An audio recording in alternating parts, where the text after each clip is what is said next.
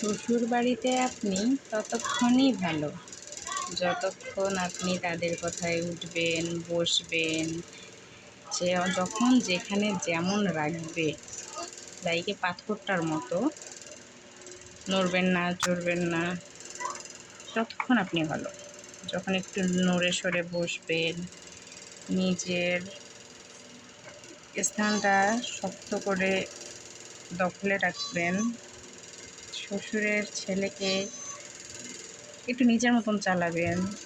নিজেদের মতো ভালো থাকতে চাইবেন, তখনই আপনি বিষের থেকেও খারাপ, তিতার থেকেও তিতা হয়ে যাবেন। তখন আপনার চালচলন ভালো না, পারিবারিক শিক্ষা ভালো না,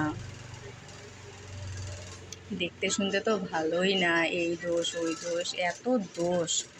বের হবে আপনি নিজে